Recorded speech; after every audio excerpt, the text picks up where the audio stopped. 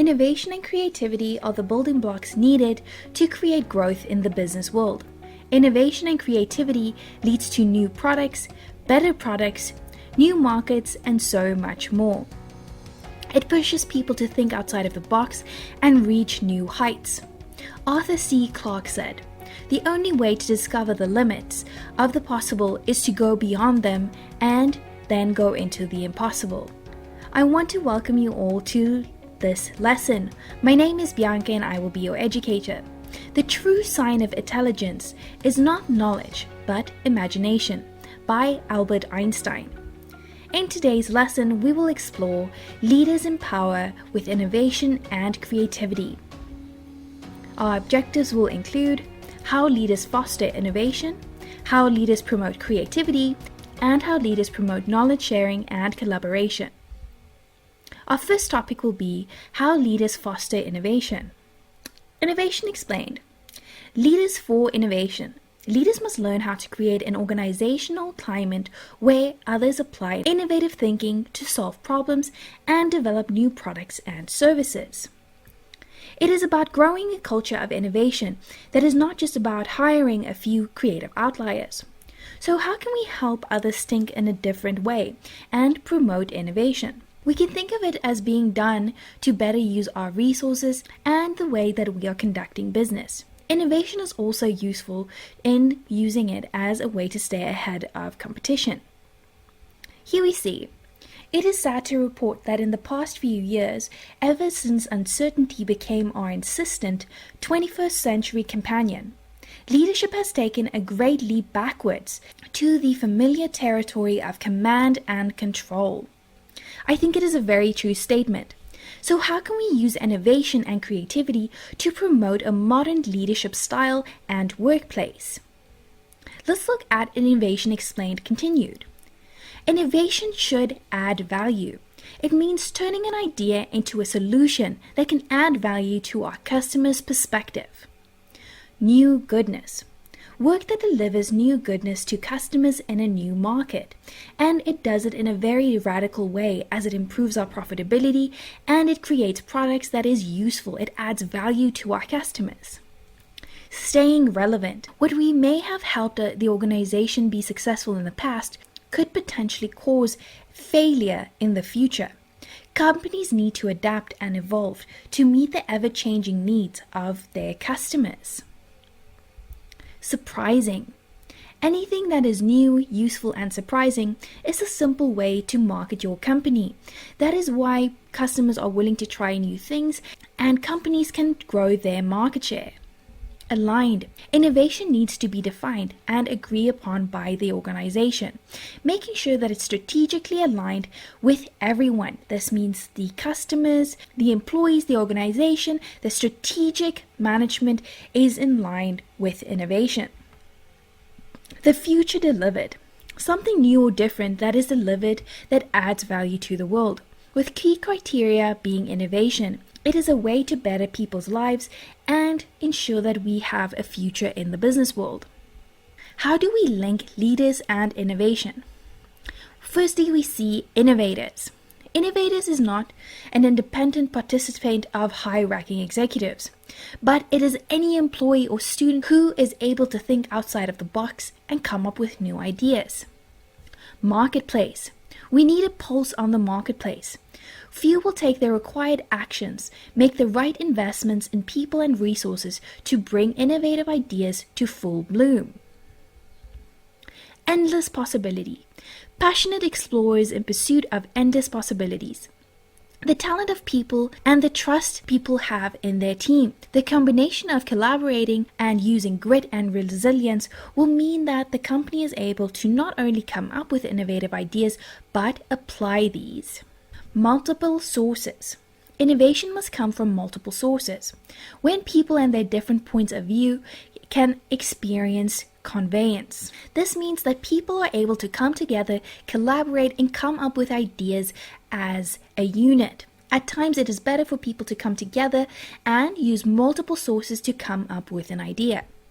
So what is the innovation process? We have leading.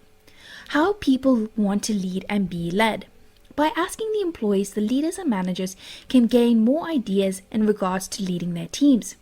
It is great to ask for feedback and adapt your management and leadership style to fit the needs of your team. By asking for ideas, this leads to better leadership and management innovation. How to add value.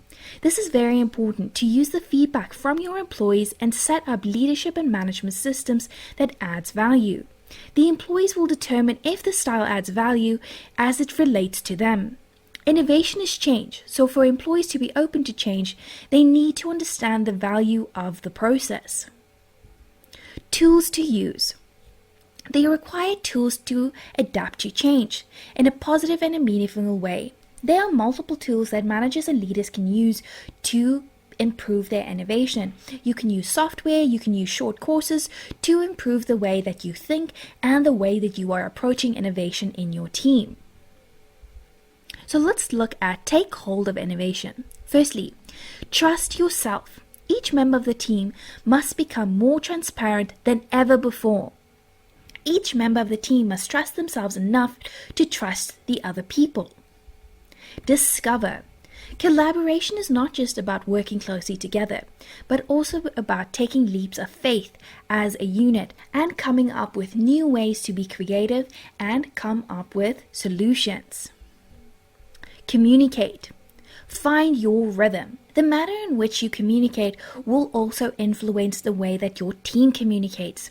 It is better to be transparent, open, and have a very supportive environment where people are open and willing to share ideas because they are not afraid of being criticized.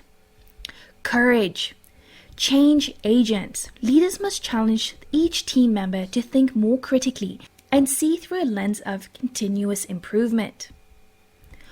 Course correct. This means create and sustain. Course correction also keeps people on their toes and it allows for teaching and an adaptability that will help them in a new environment. People are able to showcase their abilities and their skill sets to new people and personalities in different situations and circumstances because we are allowing the employees to course correct. So when something is wrong, they can quickly fix it and get back on the correct path. With that, let's take a quick break and ask a question.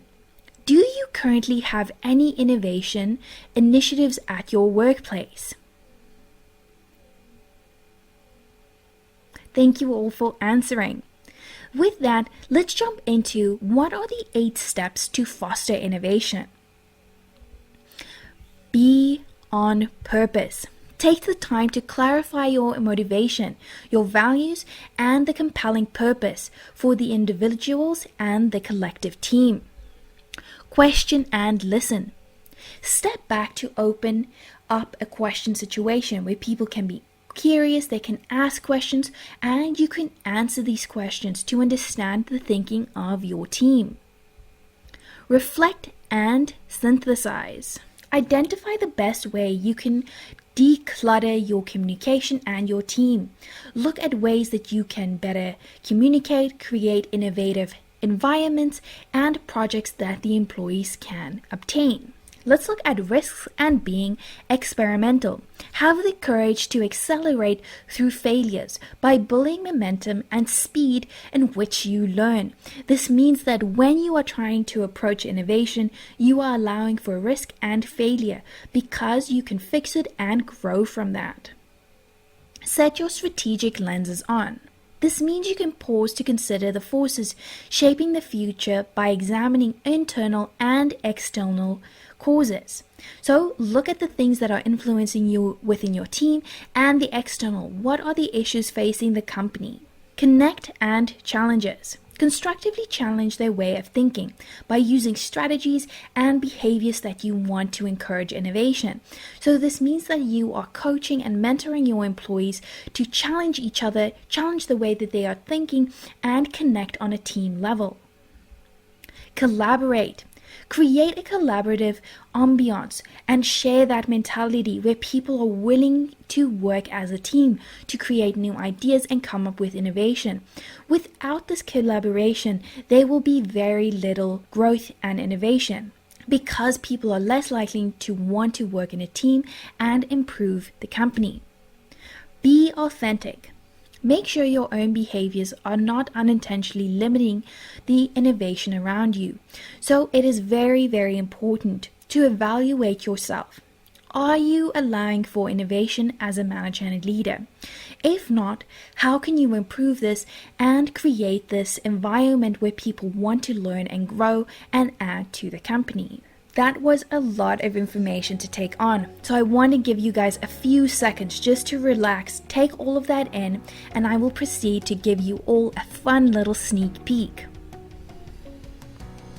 In Lesson 9, we will explore how leaders and managers use communication as a strategic tool. We've heard this term a lot during the last couple of lessons. Communication is one of the most important skills to master as it influences everything in your life. It is the way that we speak with other people, our facial expressions, verbal, non-verbal communication. All of these things build up and how we can deliver a message. So exciting stuff coming up, but for now, let's jump back into topic number 2. How can leaders promote creativity? So we have innovation set in place. Now let's learn more about creativity. Creativity explained. First off, collaboration. Collaboration is the simple act of bouncing ideas around. It can lead to far superior creations. After all, it doesn't just mean that one person is creating something, it means that it's taking a team of people to come up with a concept. Provide time and space. Ideas come to us at particular times. Consider installing a break time, room free of distractions, and at the very least, allow time away from the grid and for people to really come down to be creative and think of new ideas. Support and buy-in. Your buy-in is needed to make sure that something is a success. Your response at this time will dictate how to be creative and how to respond in that time. So it is important for people to know what creativity is, what it means to them, and what it means to the company. With all of that, people can feel supported and buy into the creativity that they are able to contribute. Keep the ideas coming. If the manager or leader shoots enough ideas down, the ideas themselves will start to dry up.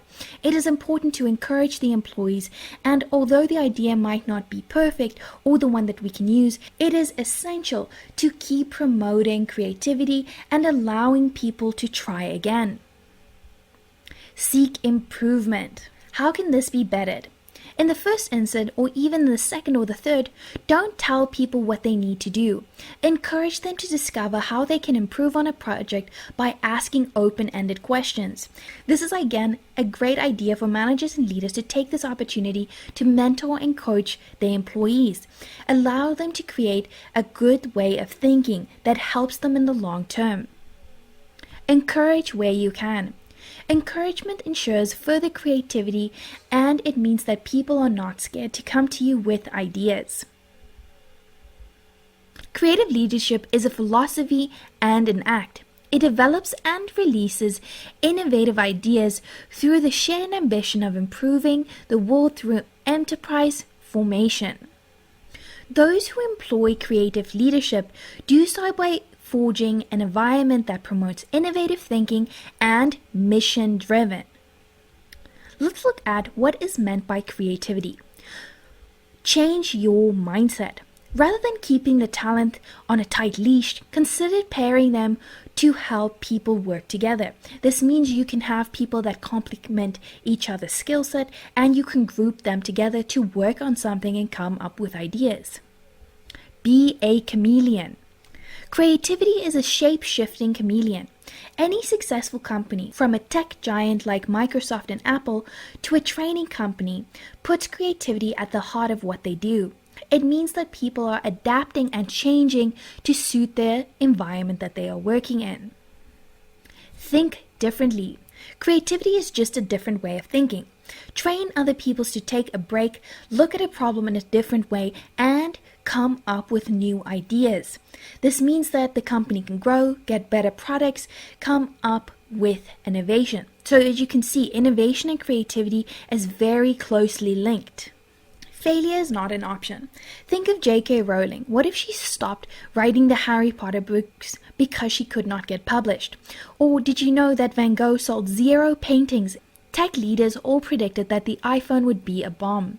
So think of these, that maybe it is not a success today, and innovation might not be considered great at the time, but over a set amount of time, innovation can grow, the times can grow, the target market can grow. So it is always important to try and never give up.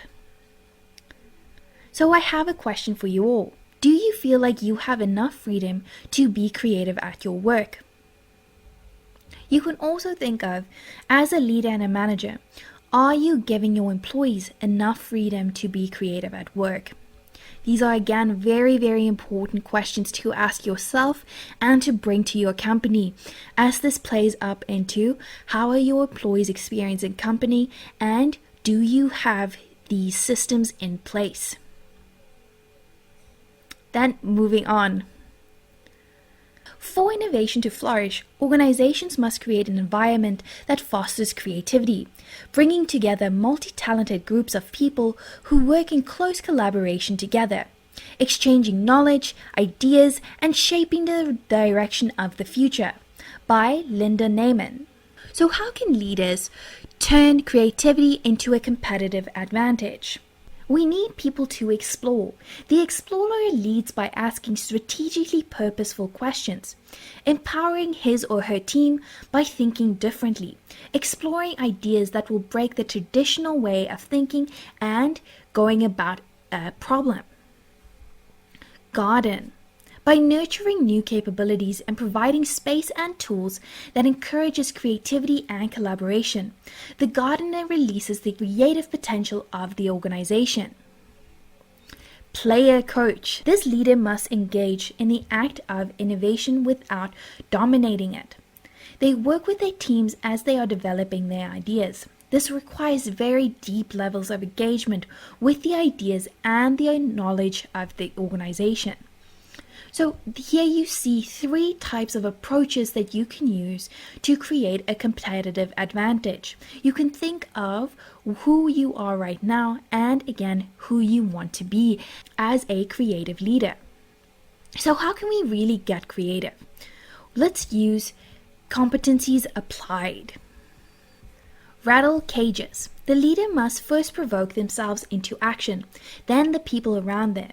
It means that you are imagining possibilities that are endless. Listen to intuition. The best leaders are those who realize that things that don't necessarily make sense, but they have a plan in place to reach them. Those possibilities that lie just beyond the realm of what is known. This is held by a special few as they are able to listen to their intuition and make it a reality.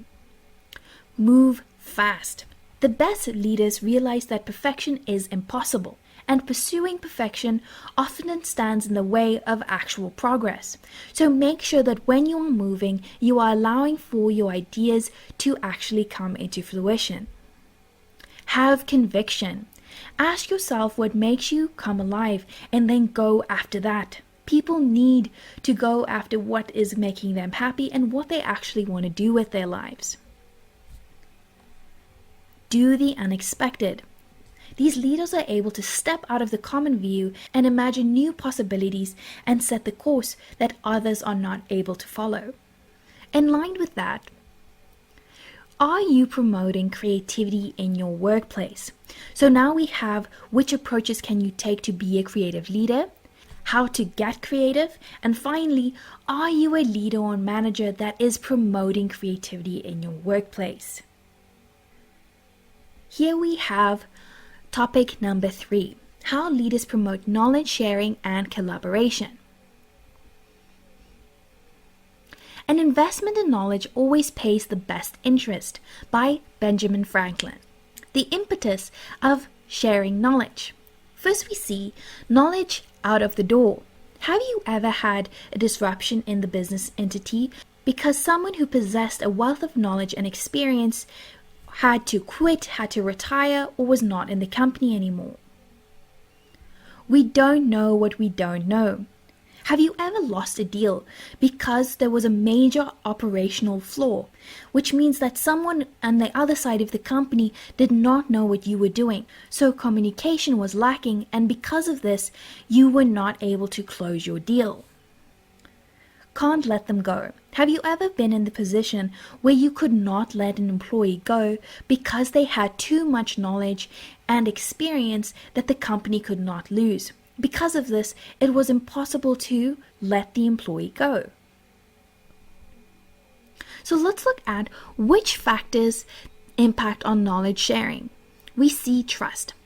An individual's belief about how honesty, reliability, and trustworthiness has a direct influence on their willingness to disclose sensitive information and to the extent which they are happy to do so.